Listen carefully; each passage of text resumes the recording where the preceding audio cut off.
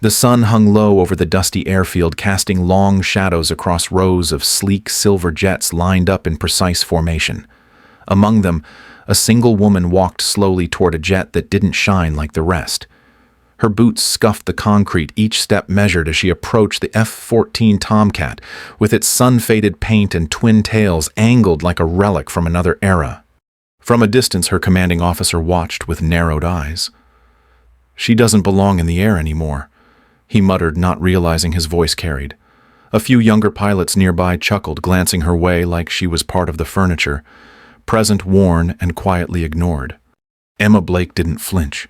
She adjusted her helmet strap and laid a hand on the metal body of the Tomcat, fingers brushing the surface like greeting an old friend. Her face held no expression, but her eyes locked onto the horizon, focused and steady. Then the scene shifted. In the sky, clouds drifted against a wide canvas of blue as a Mirage 2000 cut a clean arc overhead, banking hard. Behind it, a dot closed in fast. Inside the F-14 cockpit, Emma's gloved hand hovered over the throttle. Her voice came over the radio calm and clear. "Fox 2. A moment later, the missile lock alert on the Mirage's system screamed to life. The pilot, startled, banked too hard to evade. The simulation registered a hit. From the ground, eyes tilted upward, mouths open. The old bird had struck. And the woman who didn't belong in the air anymore just reminded them exactly why she should have never been grounded in the first place. Part 1. Introducing the main character, Lieutenant Emma Blake. Emma Blake didn't look like a war hero, and that was just fine by her. At 37, she carried herself with quiet ease, never rushing, never boasting. Her flight suit had faded to a dull olive, and the cuffs of her sleeves were softened from wear, rolled neatly but casually just above her wrists. Her boots were worn from years of walking tarmacs and hangars, the soles molded by repetition. She didn't care much for polish or appearance's only function. The calluses on her hands told more about her life than any badge ever could. People often mistook her calm for complacency. Some even thought she had given up, settled into her corner of the base like a forgotten tool left in the drawer. But Emma knew better. She hadn't started from much. Foster homes from the age of 6 shuffled from place to place until she found comfort in silence and structure. She didn't have family, not really. But she had always had the sky. Aviation found her at 15 during a school field trip to an air show. The moment she saw a fighter jet rise into the clouds, something inside her shifted. That machine moved like it had purpose, like it couldn't be stopped. She wanted that. Emma worked 3 jobs to pay for flight school. She ate ramen, washed dishes, and cleaned motel rooms between flying hours. There were nights she fell asleep in borrowed coveralls on hangar floors just to make it to her next lesson. By the time she joined the Navy, she wasn't looking to impress anyone. She just wanted to fly. She wasn't flashy. She was reliable, thorough, and sharp when it mattered most. Years later, after countless missions and a perfect safety record, she found herself grounded. Not for lack of skill, but because someone in charge decided newer was better. Or perhaps younger. Or perhaps male. Still, she never lashed out. She did her job, filed her reports, and kept her head down. Some called her quiet. Others called her obsolete. What they never called her was afraid. Every morning she walked past jets she used to fly and nodded at pilots who hadn't seen half the hours she had. She let them laugh, let them underestimate her. Emma Blake knew what she was worth. She just hadn't decided yet when to remind them. Part 2. Setting the scene. The forgotten hangar. The airbase looked like something out of a brochure. Rows of F-18 Super Hornets gleamed under the sun, polished to perfection, with hangars towering behind them like monuments to modern warfare. Everything was spotless, efficient, and humming with energy. The younger pilots gathered in tight circles, laughing and tossing flight gloves between drills. Their gear was pristine badges, bright names freshly stitched on new uniforms. They carried themselves with an ease that came from never being told no. Near the edge of the tarmac, a separate world existed. The forgotten hangar sat back from the others, its walls faded and its floor stained by years of use. It was where the support crew worked and where Emma now spent most of her days. Inside, the air smelled like oil metal and quiet frustration. Mechanics moved between tool carts and open panels, heads down, hands moving fast. It was a place of labor, not glory. Emma's desk was tucked behind a parts cabinet, just close enough to hear the roar of jets taking off, but far enough that no one ever looked her way. Most assumed she was logistics or a ground safety officer. Few remembered she used to fly. Occasionally, a junior pilot would wander in to drop off paperwork, glance at her uniform, and ask if someone could help them find the duty officer. She always pointed them in the right direction without a word. She was part of the base, yet invisible. The invisible line between elite and support was never spoken, but everyone felt it. Pilots with primary flight status were seen. They were celebrated, debriefed in packed rooms, given spotlight and praise. Those on the edge, like Emma, faded into the background. Commander Matthews rarely made eye contact when passing her. Orders came down through lieutenants or support liaisons. Promotions and commendations skipped her name without explanation. Her flight record sat untouched in a locked drawer. Her combat hours were archived, not reviewed. On paper, she still existed. In practice, she might as well have been gone. One afternoon, Emma walked past the assignment board outside the operations room. Her name wasn't there. It hadn't been there in years. A new set of 8 names rotated through the top-tier drills, always the same circle of youth and charm. She watched as one of them adjusted his helmet, laughing as he mimicked a dogfight maneuver. He had 3 combat hours. Emma had flown through storm systems failure and enemy fire, but he was the one on the schedule. In meetings, she was asked to take notes. In briefings, she was asked to set up chairs. Her knowledge was never sought, her experience never cited. The message was loud in its silence. You are not needed. You are not seen. Still, every morning she showed up in uniform, not because anyone expected her to, but because the uniform still meant something to her, even if it no longer meant anything to them. Somewhere between the runway and the forgotten hangar, Emma Blake had become a ghost. Not retired, not dismissed, just left waiting like the old aircraft no one bothered to retire. Too useful to remove, too inconvenient to acknowledge. But even ghosts remember how to fly. Part 3. Rising Tension. The System versus Emma. Sub. Part 3.1. Conflict Builds. Emma versus the System. Emma stood at the edge of the morning briefing, just close enough to hear her name not get called. Commander Matthews moved down the list, assigning sorties to his preferred pilots, all of them younger, louder, and newly minted. When he finished, he didn't glance her way, just tucked the clipboard under his arm and walked off like she wasn't there. Lieutenant Scott Harper noticed, though. He always noticed. With a smirk on his face and sunglasses still on indoors, he leaned toward her with mock sympathy in his voice and asked if she wanted him to save her a seat in the observer tent. Emma didn't flinch. She simply turned and walked toward the maintenance station where she knew she'd spend another day reviewing inspection logs instead of flying. Behind her, Harper laughed and said something about dinosaurs not making great wingmen. That laugh echoed louder than the jet engines warming up across the airfield. Emma kept her steps, even her face unreadable. But inside, something knotted tighter each time the same pattern repeated. Commander Matthews rarely addressed her directly. When he did, it was to request equipment sign-offs or support coordination. Never a mission, never a drill, certainly never anything that required a cockpit. He called it managing resources. She called it exclusion with a clipboard. Emma knew her record. She knew her time in the air, her safety scores, her performance in simulations. But none of that seemed to matter when the decision came down to politics, perception, and favoritism. She watched as Harper suited up barking jokes to a crew that seemed more like a fan club. His flight jacket was barely broken in, but he walked like he already had a statue in his honor. Matthews saw potential. Emma saw shortcuts. And yet it was Harper getting the missions. It was Harper flying in exercises she had once led. It was Harper getting praise for maneuvers she could execute in her sleep. Still, Emma stayed silent. Not out of fear, but because she knew the system wasn't built to listen to voices like hers. She wasn't flashy or loud. She didn't flirt. She didn't brag. But each dismissal, each smirk, each overlooked opportunity started carving a space inside her. Not for bitterness, but for something sharper. A decision forming in quiet. A line being drawn. They thought she had faded. What they didn't see was that she had simply been waiting. Sub Part 3.2. A New Possibility. Amanda's Revelation. The hangar was quiet except for the low hum of tools and the distant roar of jets overhead. Emma sat at her workstation, fingers moving across a worn keyboard, eyes scanning reports she could complete in her sleep. She didn't look up when Amanda approached, but she felt the coffee cup settle beside her elbow. Amanda stood with her arms crossed, expression unreadable. She was the kind of person who didn't waste words, which made the pause between them say more than anything. Finally, she spoke in a low voice that barely carried over the noise. One of the NATO pilots had made a request, she said. Something odd. He wanted to go up against an American legacy aircraft, something older, something with history. Specifically, he asked for the kind of challenge that didn't rely on new tech. Emma turned her brow creasing. Amanda watched her carefully, then added that the F-14 was cleared for flight systems checked and signed off. The real kicker was that only one pilot on base still had active qualification to fly it. Emma's pulse ticked faster. She didn't need to ask who. Amanda confirmed it with the smallest tilt of her head.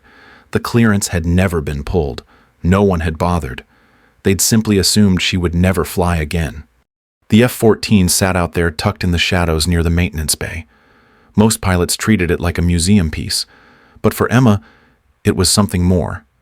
She had flown it before most of these kids had driver's licenses. Amanda leaned in, just a little voice lower now.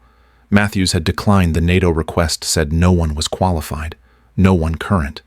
Officially, that might have been true depending on who was doing the paperwork. Emma's hands rested flat on the desk. She didn't speak, but her mind was already moving. Amanda saw it. She saw the flicker in Emma's eyes, the shift in posture, the almost imperceptible lift in her chest. Sometimes opportunities didn't knock. Sometimes they whispered. Amanda didn't push. She just gave a small shrug and said it would be a shame if no one answered the challenge. Then she walked away, leaving the coffee behind.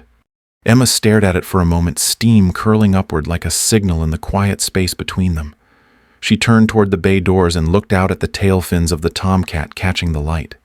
It had been years, but muscle memory was hard to erase. So was pride. She didn't smile, but her hand moved to the key ring on her belt fingers, brushing over the tag marked 114. Something inside her had shifted, small, but sure. She wasn't planning yet, but she was no longer standing still. Part 4. Inner Strength. The Pilot's Code. That night, Emma couldn't sleep. The base had quieted down hours ago, but her mind kept circling the same thought. The request from the NATO pilot had stirred something she had buried deep under years of silence. She sat alone in the empty hangar, staring at the outline of the F-14 against the pale blue shadows. Her hand rested on the edge of a maintenance log, but her eyes didn't move. She was somewhere else entirely. It had been 3 years since the last time she flew in an official exercise, the last time her name appeared on a sortie sheet, the last time she was allowed to be what she was trained to be. People said she hesitated. That was the word they used. In a split-second drill where target acquisition was simulated, she didn't pull the trigger. Others did. She paused. They said it showed poor judgment, a lack of decisiveness. Her career slowly began to shift sideways after that. But no one asked what she saw. She remembered the moment clearly. Her radar lit up. The target aircraft moved into range. She could feel the rhythm of the drill pushing her forward. But something was off. The telemetry on her HUD blinked wrong. The flight path didn't match the profile. Her instincts, sharpened by years in the cockpit, screamed at her to wait. So she did. And seconds later, the drill's controller shouted abort. The system had glitched. The target aircraft had drifted off course. If she had fired even in simulation, the data would have logged a collision. The instructor later said she saved that drill, that her pause showed control, not weakness. But his report never reached the right desk. Matthews filed his own version. From then on, she was labeled cautious, unreliable, quietly removed from missions, passed over. Emma had carried that moment like a stone in her chest, not because she regretted the decision, but because the truth had never mattered. She leaned back against the cool metal of the workbench and closed her eyes. The hangar around her hummed softly. Tools clicked somewhere in the dark. She thought of all the pilots who'd come and gone since then, the ones who barely knew the difference between flying and coasting, the ones who cracked jokes and misread charts and still got called brilliant. And then she thought of herself. Not the Emma on paper, but the Emma who trained until her fingers bled, who flew through sandstorms without radar, who once landed a damaged bird with one engine and a failed altimeter. She had forgotten how much she had done, how much she still knew. It wasn't about the aircraft, or the squadron, or the clearance. It was about something much older, much deeper. Flying had been her one place of peace, of freedom, of identity. She hadn't just lost a position. She'd lost the space where she felt most herself. She stood slowly and looked toward the doors. The sky beyond them was still dark, the stars faint above the base lights. Somewhere out there, a challenge had been issued.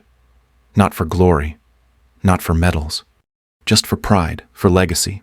Emma didn't need permission to remember who she was. She didn't need Commander Matthews to tell her when she was ready. She already knew. She walked toward locker 17 where her flight suit still hung. Dust had gathered at the collar. She brushed it off with one hand and ran her fingers down the patch stitched over the chest. Her name hadn't faded. Neither had her purpose. For the first time in years, her shoulders straightened on their own. Not for show, for herself. Emma Blake wasn't going to ask anymore. She was going to fly.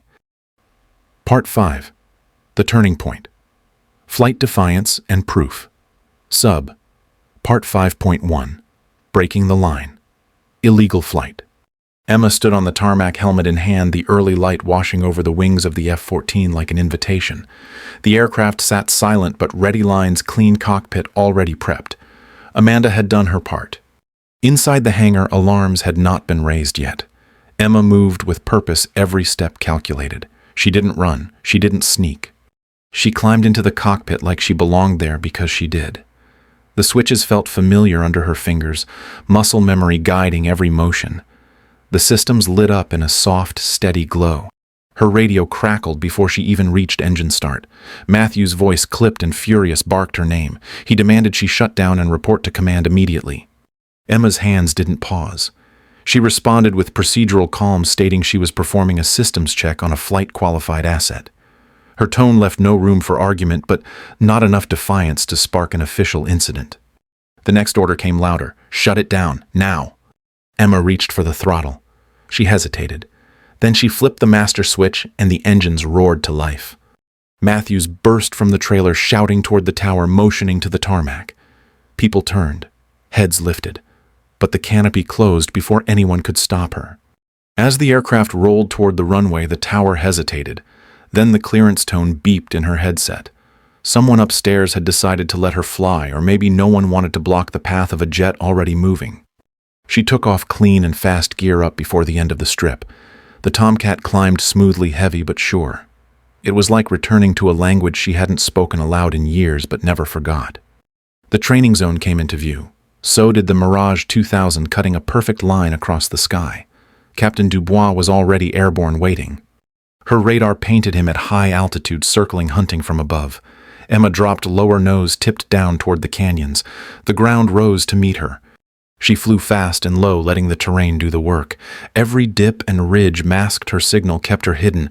Her hands moved with quiet confidence. Up top, the Mirage slowed, searching. His voice hit the open channel light and amused, asking if any American pilot was brave enough to meet him. Emma stayed quiet. She banked left, tucked behind a rock face, and came up clean behind his 6. She locked. Fox 2.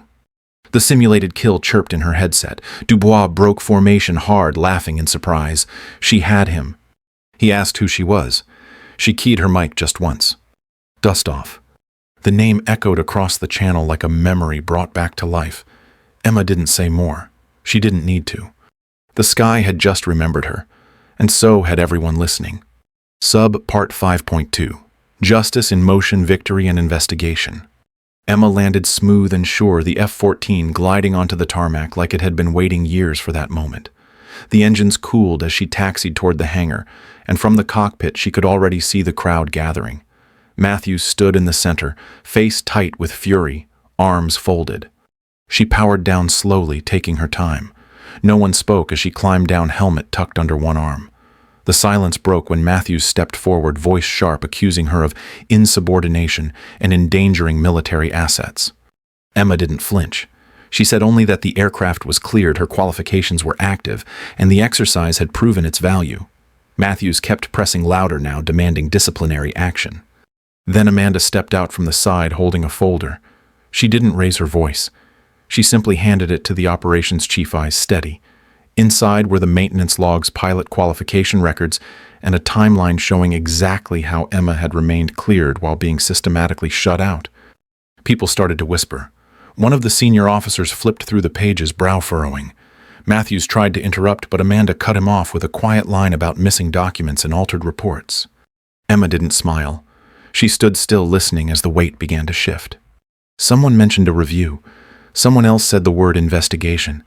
For the first time in years, Emma felt like she wasn't the one on trial. Dubois approached from the edge of the group, nodding once in her direction. His voice carried just enough for others to hear him say her tactics were brilliant, her flying sharp, and her instincts unmatched. No one argued. Matthews turned away, jaw clenched. The officers started moving, their conversation clipped but urgent. Orders were being discussed, chains of command reviewed. Emma didn't move. She didn't need to. The system that had ignored her was now scrambling to explain her, and for once the silence worked in her favor. 6 weeks later, Emma stood at the head of the flight line wearing a new patch on her shoulder. It read, Squadron Leader. Below it, a smaller one, Legacy Systems Trainer. The sun hit the F-14 behind her just right, its fresh paint catching the light like it was finally proud of itself again. Beside her stood Lieutenant David Chen, fresh out of flight school helmet, cradled in nervous hands. He had heard the stories. Everyone had. But none of them captured what it felt like to stand next to the woman who'd brought down a mirage in what they used to call a museum piece. Emma glanced at him and smiled.